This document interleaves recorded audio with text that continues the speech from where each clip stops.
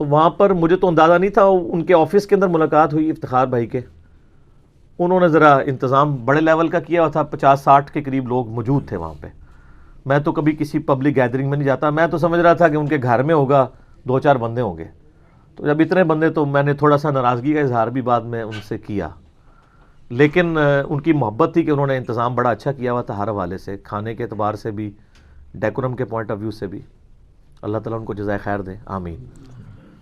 تو سٹیج بنایا ہوا تھا، نیچے کچھ کرسیاں بھی لگی ہوئی تھیں، ہم تقریباً 8-10 کے قریب لوگ تھے، باقی 40-50 وہاں سے بھی تھے جو ان کے اپنے آفس کے لوگ تھے یا کچھ قریبی دوست تھے. سٹیج پہ 3 کرسیاں لگی ہوئی تھیں، ایک پہ مجھے انہوں نے زبردستی بٹھا دیا، غامدی صاحب سینٹر میں بیٹھے اور ایک ایکسٹریم کے اوپر جو ہے وہ افتخار صاحب خود بیٹھے ہوئے تھے. ویڈیوز تو اس کی 1-2 ہی ریکارڈ ہوئی ہیں، تصاویر ہم نے فیس بک کے اوپر چڑھا دی تھی، تو آپ جب دیکھیں گے تو آپ کو تھوڑا بہت آئیڈیا ہو جائے گا. اب ظاہر ہے کہ اس طرح پبلکلی تو میں ان کے ساتھ 1 to 1 اس طریقے سے اختلافی موضوعات تو ڈسکس نہیں کر سکتا تھا، وہ ایک مناظرے کی سی کیفیت بن جاتی ہے. پھر جب بڑے علماء جو ہوتے ہیں، بڑے اسکالرز ہوتے ہیں، ان کے ساتھ ڈسکشن کا ایک پروٹوکول اور ڈیکورم بھی ہوتا ہے، وہ مینٹین کرنا مشکل ہو جاتا ہے پبلک گیدرنگ میں، کیونکہ بعض کا سننے والے کچھ کا کچھ سمجھ لیتے ہیں. علیحدہ بیٹھے ہو تو بندہ فرینکنس میں بھی بات کر لیتا ہے، لہٰذا کوئی ایسی علیحدگی والا موقع ہمیں ملا نہیں ہے. ان کی جتنی بھی چیزیں ہیں وہ ویڈیو میں ریکارڈنگ ان کی موجود ہے. اور ابھی ریسنٹلی آپ کو پتہ ہے کہ یہ ایک سمجھ لیں حادثاتی طور پہ چیز ہوئی ہے کہ 96 نمبر مجلس ہماری ریکارڈ ہوئی ہے. اس کا غامدی صاحب سے ملاقات سے کوئی لینا دینا نہیں ہے، یہ بائی چانس ریکارڈنگ ہوئی ہے، اور مجھے تو سوالات کا بھی نہیں پتا تھا کہ وہ کون سے ہیں. تو وہ بائی چانس غامدی صاحب کے نظریات سے ریلیٹڈ یہ ریکارڈ ہوئی فرائیڈے والے دن، جو ہماری چینل کے اوپر اپلوڈڈ ہے. 96 نمبر مجلس، غامدی صاحب سے متعلق 20 کوسچنز، جو کچھ ان کی فکر ہے، جو انہوں نے کاؤنٹر نیریٹو دیا ہے. تو جسے شوق ہے تو وہ دیکھ لے. بہرحال یہاں پہ ہم اس طریقے سے ان سے اتنی لمبی گفتگو نہیں کر سکے. اس دوران نماز کا بھی ٹائم آیا، پہلے ہم نے طے کر لیا تھا کہ نماز 2 بجے پڑھیں گے. ہم تو چونکہ مسافر تھے، ہم نے ویسے ہی نمازیں جمع کرنی تھی. انہوں نے بھی ہمارے ساتھ نمازوں کو جمع کیا، غامدی صاحب نے بھی، باقی لوگوں نے بھی. تو جب نماز کا وقت آیا قریب، تو میں نے، جب ہم مسجد میں داخل ہوئے، اوپر چھوٹی سی ایک مسجد بھی بنی ہوئی تھی، تو میں نے غامدی صاحب سے کہا کہ جی میں نے تو کئی عرصہ پہلے ایک ویڈیو ریکارڈنگ کروائی ہے، کبھی غامدی صاحب سے ملاقات ہو، نماز کا ٹائم آئے تو میں ان کے پیچھے نماز پڑھنے میں سعادت محسوس کروں گا. تو میں نے کہا شیخ صاحب آپ امامت کروائیں، میں آپ کے پیچھے پڑھوں گا. تو آپ کو پتہ ہے جتنے انٹلیکچوئلز ہیں، ذہین لوگ ہیں نا، تو ان کی جو مزاح کی حصہ ہے وہ بڑی ہوتی ہے، اعلیٰ درجے کی. تو مجھے کہنے لگے انجینئر صاحب آپ کی تو میرے پیچھے ہو جائے گی، لیکن میری آپ کے آگے نہیں ہوگی. تو یعنی انہوں نے اپنی عاجزی کا اظہار کیا. خیر زبردستی پھر مجھے مصلی پہ کھڑا کیا. ہم نے چونکہ 2 فرض پڑھنے تھے، تو 2 فرض پڑھ کے اسلام پھیر دیا. تو غامدی صاحب چونکہ مقیم ہیں لاہور کے ہی، تو انہوں نے 4 فرض اپنے پورے کیے. اس کے بعد پھر اگلی اقامت ہوئی عصر کے لیے، عصر کے بھی ہم نے پھر 2 فرض پڑھے، انہوں نے 4 پڑھے. جب نماز مکمل ہو گئی تو غامدی صاحب اٹھنے لگے، تو میں نے ان کو ریکویسٹ کی کہ سر تھوڑی دیر کے لیے بیٹھ جائیں، دعا کروا دیں. یعنی وہ دعا جو ہے وہ نماز کے بعد کی دعا نہیں تھی، بلکہ دعائے وسیلہ تھی، کسی نیک بندے سے اپنے حق میں دعا کروانا. اس کے اوپر بھی ماشاءاللہ کیا فیس بک پہ مسلمانوں نے جو ہے وہ اپنے کمنٹس دیے ہوئے ہیں، یہ اجتماعی دعا ہو رہی ہے. یہ اینک ہے لوگوں کے دیکھنے کی. اچھا، اور اسی طریقے سے میری عادت ہے، میں جب بھی کسی یعنی بڑے عالم کو ملوں تو میں دست بوسی کرتا ہوں. سنت بھی آپ کو پتہ ہے نا، الادب المفرد میں صحیح سند سے امام بخاری لے کے ہیں کہ 2 تابعین سلمہ ابن اکوع رضی اللہ تعالیٰ عنہ کو ملنے آئے، تو انہوں نے کہا یہ ہے میرے 2 ہاتھ جن کے ساتھ میں نے نبی علیہ السلام کی بیعت کی تھی. تو تابعین کھڑے ہو گئے، انہوں نے ان کے ہاتھوں کو پکڑا اور چوما. تو اس سے یعنی بڑے بزرگوں کے ہاتھوں کو چومنا یہ سنت ہے. اور ظاہر ہے جب کوئی چیز چومی جائے گی تو اس کے لیے آپ کو تھوڑا بہت تو جھکنا پڑتا ہے. پھر غامدی صاحب کا قد بھی آپ کو پتہ ہے نارمل جتنے لوگ ہیں ان سے تھوڑا چھوٹا ہے. تو میں جب بھی کسی کے ہاتھ چومتا ہوں تو جھکتا نہیں ہوں، بلکہ اس کے ہاتھ بلند کر کے. لیکن اگر قد چھوٹا ہوگا تو تھوڑا سا مجھے بھی جھکنا پڑے گا، لمبا قد ہوگا تو اتنا نہیں جھکنا پڑے گا. بہرحال پھر بھی حد رکوع نہیں، وہ ہلکا سا میں یہ جھکا ہوا ہوں، بس ادھر تک ابھی وہ میرا چہرہ پہنچا تو کسی نے تصویر کھینچ دیا, کہتے ہیں دیکھیں یہ جھک کے سلام کر رہا ہے, حالانکہ یہ وہ چومنے کی پوزیشن میں کر لیتے تو بہتر ہوتا, لیکن اس سے لوگوں کی بھی اصلیت سامنے آ گئی. کسی نے کمنٹس کیے ہیں کہ جی جناب کہ جدھر کا خمیر تھا وہیں پہنچ گیا. اچھا, جب ہم جواد نقوی صاحب کو ملنے گئے تو ادھر بھی ان لوگوں نے یہ کمنٹس کیے, طارق جمیل صاحب کو ملنے گئے تو ادھر بھی یہ کمنٹس کیے. تو سر یہ کوئی یونیک ہی خمیر ہے کہ جو بریلوی, دیوبندی, اہل حدیث, شیعہ سب کے پاس پہنچ جاتا ہے اور وہ کہتے ہیں ادھر کا ہو گیا. تو ہم کہیں کے نہیں ہیں, یہ سب ہمارے مسلمان بھائی ہیں, علمی اختلاف اپنی جگہ. تو یہ چند ایک حادثے رونما ہوئے ان تصاویر کی برکت سے جو سوشل میڈیا کے اوپر آئی ہوئی تھی. باقی وہاں پہ چونکہ ویڈیو ریکارڈنگ والا معاملہ اس طریقے سے نہیں تھا کہ وہاں پہ جو ڈسکشنز ہوئی ہیں وہ ریکارڈ ہوتی نہ, یہ تو ایک نجی ملاقات تھی جس میں کھانا پینا تھا یا یہ سب کچھ ہونا تھا. وہ تو بائی چانس انہوں نے سٹیج کا اہتمام کیا تھا, اس کی وجہ سے تھوڑا موقع بھی مل گیا گفتگو کرنے کا. اور چند ایک آڈینس میں سے لوگوں نے سوالات بھی ان سے کیے. سب سے پہلے تو میں نے ان سے سوال کیا, میں نے کہا جی یہ مجھے بتائیں آپ کہ آپ ڈاکٹر طاہر القادری صاحب کو ملے تھے تو اس ملاقات میں کیا آپ کی باتیں ہوئی ہیں؟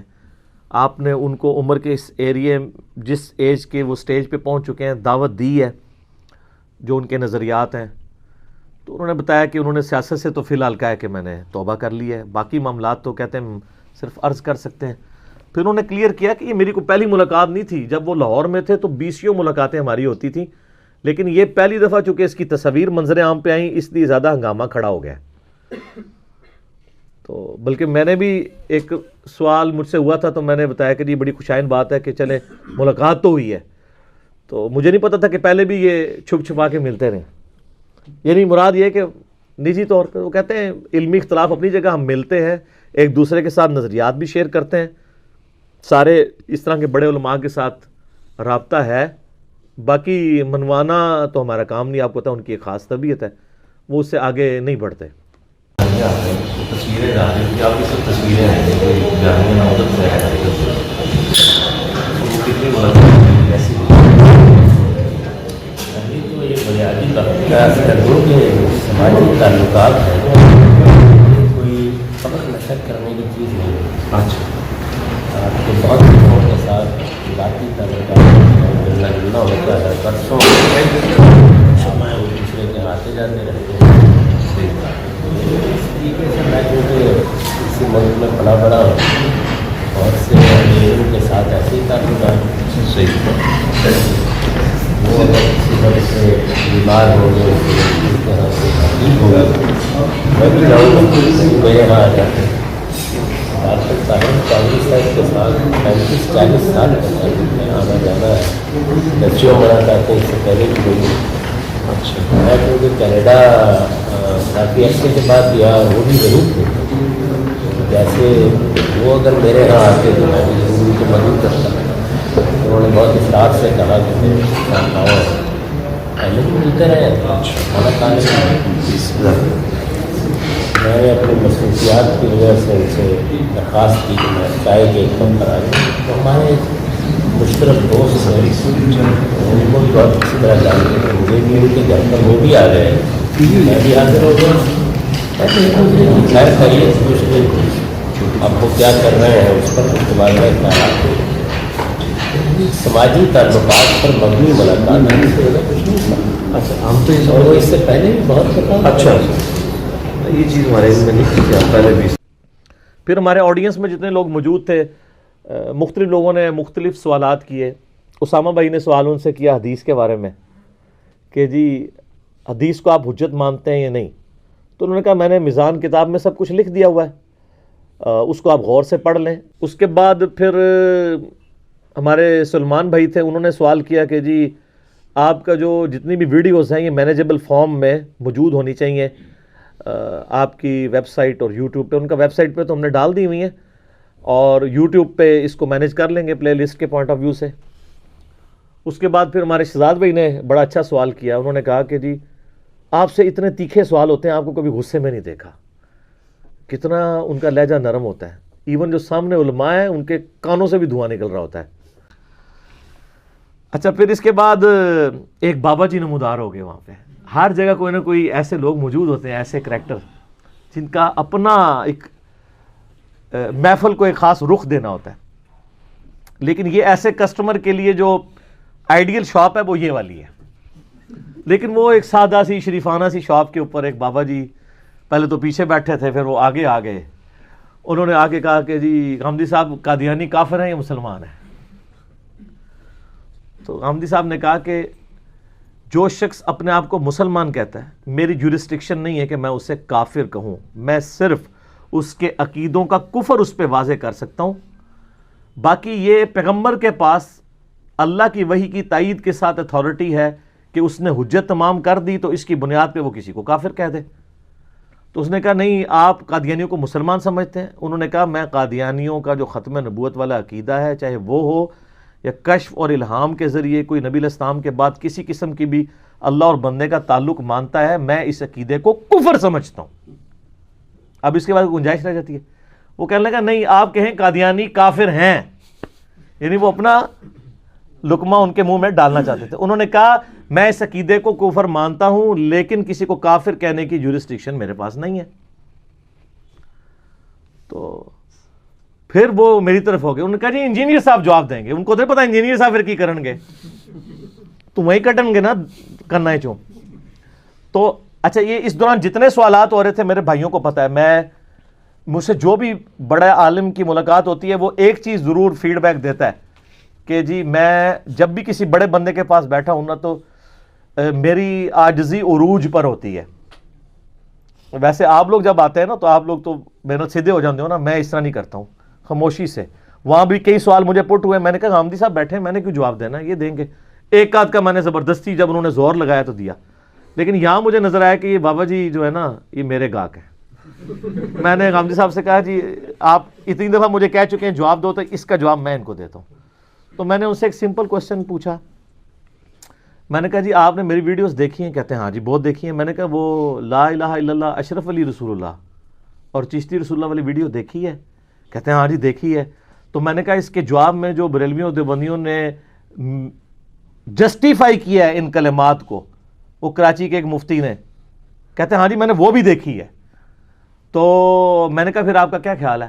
کہتے ہیں نہیں میں نہیں ایگری کرتا. میں نے کہا نا, آپ بتائیں جو ان کلموں کا دفاع کر رہے ہیں وہ کافر نہیں ہے مسلمان. کہتے ہیں میں کیسے فیصلہ کروں؟ تو میں نے کہا آپ اور غامدی صاحب ایک مذہب کے اوپر ہیں, آپ بھی تو نہیں فیصلہ کر رہے نا.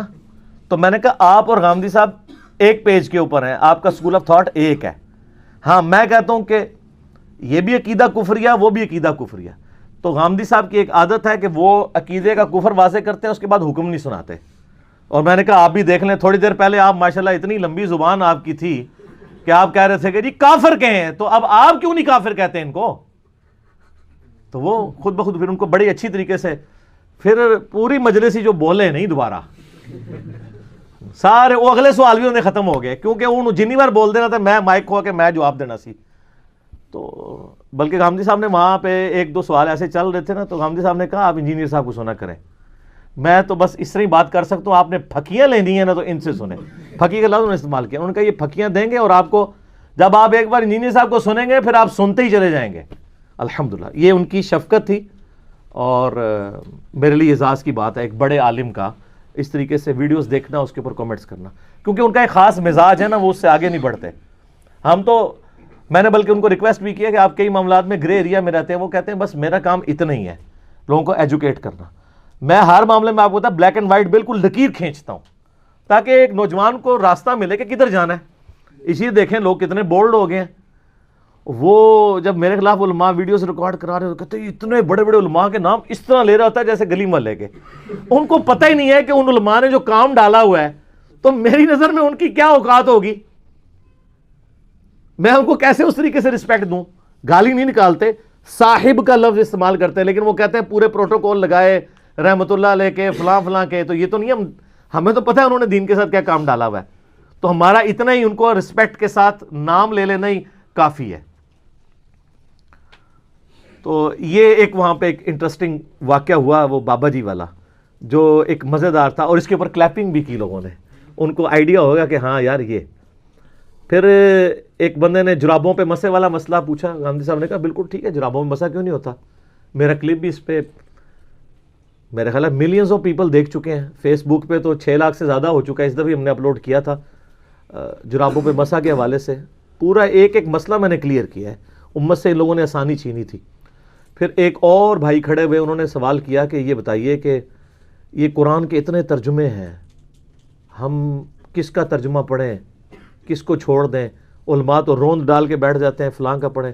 تو غامدی صاحب نے وہی بات کی جو میں کہتا ہوں. انہوں نے کہا جس کا آپ کا دل ٹھکتا ہے آپ پڑھ لیں، ترجمے میں کسی نے ڈنڈی نہیں ماری، جس نے ماری تفسیر میں ماری ہوئی ہے. اور میں نے اس کا جواب، چونکہ میں ان کی طرف ریفر کر رہا تھا، مجھ سے اگر کوئی پوچھے تو میں تو بارہا کہتا ہوں کہ قرآن کو تو چھوڑ دیں، 10 MA انگلش ہوں جو اردو سپیکنگ ہوں، ان کو میں انگلش کا ایک مضمون دوں اور کہوں کہ اس کو ٹرانسلیٹ کریں اردو میں، کیا 10 کے 10 لوگ ایک لفظ ان کا ایک جیسا ہوگا ٹرانسلیٹ کرتے ہوئے؟ مفہوم ایک ہی ہوگا. تو قرآن بھی کیسے ایک جیسا ترجمہ ہو سکتا ہے؟ مفہوم ایک جیسا ہوگا. بسم اللہ کا ترجمہ کوئی کرے اللہ کے نام سے شروع، تب بھی ٹھیک. کوئی کرے شروع اللہ کے نام سے، تب بھی ٹھیک. کوئی کرے شروع کرتا ہوں اللہ کے نام سے، تب بھی ٹھیک. شیطان کے نام سے تو کوئی نہیں شروع کر رہا. بالمفہوم تو بات ایک جیسی ہو رہی ہے. خام خواہ اس طرح کی نٹی گریٹیز کو پکڑ کے قرآن سے متنفر کروانے کی کوشش کرتے ہیں. تو غامدی صاحب نے وہاں کہا کہ آپ قرآن کو پڑھیں، جس پہ آپ کا دل ٹھکتا ہے آپ پڑھیں، قرآن آپ کو خود گائیڈ کرے گا. یہ حقیقت بات ہے. جب ان کا وہ کریکٹر دیکھتے ہیں نا تو ینگ جنریشن کہتی ہے انہوں نے تو دین حاصل کیا تھا بلکہ دین پیا ہوا تھا. یہ تو بلکہ یہ الفاظ تو ویڈیو میں بھی ریکارڈڈ ہے. ایک ہلکا سا وہ کلپ بنا ہوا تھا، 1-2 کلپ بھی اور تصویریں بھی ہم جستا اس میں جوڑ دیں گے کہ یہ تو دین پیے ہوئے ہیں، پھر بھی آؤٹ پٹ یہ ہے. کوئی درخت اپنے پھل سے پہچانا جاتا ہے. تو ینگ جنریشن سوچتی ہے کہ الٹیمیٹلی اگر دین کا علم حاصل کر کے دین پہ چل کے ہم نے بھی یہی کچھ بننا ہے تو ہم تو ان سے بہتر مسلمان ہیں پہلے ہی.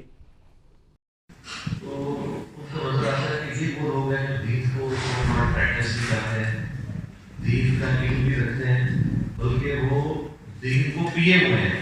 اتنا کچھ انہوں نے علم حاصل کیا ہے، اس کے باوجود ان کا کریکٹر اگر یہ ہے نا تو دین کی آؤٹ پٹ پھر یہی ہے. کوئی بھی درخت اپنے پھل سے پہچانا جاتا ہے. اب یہ ہم لاکھ لوگوں کو کہتا ہے جس میں آپ مسلمان کافروں کے بارے میں اکثر کہتے ہیں کہ جی وہ کافر بھی مانتے ہیں جی سب سے بہترین ریلیجن اسلام ہے، لیکن مسلمان سب سے بدترین قوم بن چکے ہیں. تو ہم کافروں کو بھی دعوت دیتے وقت یہ کہتے ہیں کہ جناب آپ ہماری عوام کو نہ دیکھیں، ہمارے دین کو دیکھیں. لیکن یہ تو ایک بہت علمی بات ہے نا. جذباتی طور پہ دیکھا جائے تو اگر اس اچھا بعض لوگ کہتے ہیں کہ جی یہ دیندار لوگ جو ہیں جب یہ کوئی غلطی کرتے ہیں تو میڈیا اچھالتا ہے، جبکہ دنیا دار لوگ بھی کر رہے ہوتے ہیں ان کو کیوں نہیں اچھالا جاتا؟ تو سر لاجیکلی صحیح اچھالتا ہے نا، کیونکہ دنیا دار لوگ دین کے نام کے اوپر عزت بھی تو کیش نہیں کروا رہے ہوتے. جتنے بھی دنیا دار لوگ ہیں ان کی کوئی عزت کرتا ہے اس حوالے سے کہ یہ اللہ کے بڑے برگزیدہ ہیں؟ لیکن آپ تو عزت اللہ کے نام پہ اویل کر رہے ہیں. تو سر چوپڑیاں نالے دو دونی، جب کبھی پھر بے عزتی کی باری آئے گی نا تو اڑی دوڑی لگے گی. اور یہ اللہ نے اصول بتایا سورۃ الاحزاب میں ہے، اے نبی کی بیویو تم عام عورتوں کی طرح نہیں ہو. 22ویں پارے کا آپ پہلا پیج پڑھ لیں. اگر تم نے کوئی بے حیائی کی تو اللہ تمہیں دگنا عذاب دے گا. کیوں؟ تمہارا رتبہ بھی تو سب سے بڑھ گیا. تو جو لوگ دنیا میں دین کے نام کے اوپر عزت اویل کر رہے ہوتے ہیں پھر وہ یہ بھی ایکسپیکٹ کریں کہ جب چمڑی اترے گی نا تو باقی لوگوں سے بڑھ کے ان کی اترے گی. پھر یہ نہیں کہا جائے گا جی ان کی تو اتنی خدمات ہے لہٰذا ان کو معاف کر دیا جائے. باقی یہ ہے کہ جب اٹھنے لگے ہم تو میں نے ان سے پھر دوبارہ ریکویسٹ کی کہ آپ دعا، انہوں نے زور لگایا نہیں آپ دعا کریں. میں نے کہا سر ہم آپ کے پاس حاضر ہوئے ہیں، آپ کا کام ہے آپ دعا کریں ہمارے لیے. دعا کی انہوں نے، ربنا لا تزغ قلوبنا بعد اذ ہدیتنا وہب لنا من لدنک رحمہ انک انت الوہاب. اور دعائیں کافی ساری انہوں نے کی. اللہ تعالیٰ جزائے خیر دے.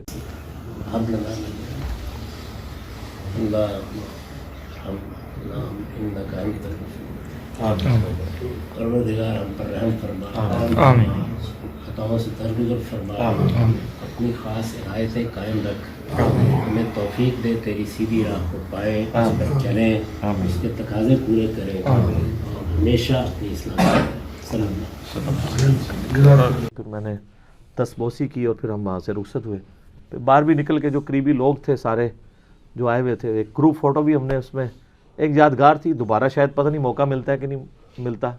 ایک ایسے لمحات ہوتے ہیں کہ زندگی میں یادگار ہوتے ہیں, بڑے لوگوں سے اس طرح کی ملاقات جس میں ان کے ساتھ چیزیں ڈسکس کی جائیں, اور پھر ایسے بڑے لوگوں کا حوصلہ کہ وہ اپنی آڈینس کو یہ کہیں کہ آپ انجینئر صاحب کو سنیں. یہ علماء کا اتنا حوصلہ ہے کہ وہ کہیں انجینئر صاحب کو سنیں. حالانکہ میں ان کے خلاف ویڈیوز ریکارڈ کروا چکا ہوں نزول عیسیٰ کے کیس میں, پردے کے ایشو کے اوپر, ٹھیک ہے جی, اور اسی طریقے سے امام مہدی کے حوالے سے. لیکن انہوں نے ادھر بھی کہا کہ علمی اختلاف اپنی جگہ ہے, ہر بندے کو حق ہے کہ وہ کوئی ایک عقیدہ اڈاپٹ اپنا اس حوالے سے کر سکتا ہے جو دلائل کی روشنی میں بہتر سمجھتا ہے, اور یہ حق اگر مجھے ہے تو دنیا کے ہر انسان کو ہے کہ وہ اپنا عقیدہ کتاب و سنت کے دلائل کی روشنی میں جو رکھنا چاہتا ہے وہ رکھے, کسی کے اوپر امپوز نہ کرے اپنا عقیدہ. تو یہ یعنی سب سے بڑی چیز جو ہے نا وہ میں نے ان سے جو لرن کی ہے وہ یہی ہے کہ آپ دعوت کا کام کریں, لڑائی جھگڑے والا کام نہ کریں. خیر ہم وہاں سے آلموسٹ 4:45 بجے کے قریب نکلے. یہ 1:45 سے 4:45 4 گھنٹے کی یہ ساری ہماری نشست تھی.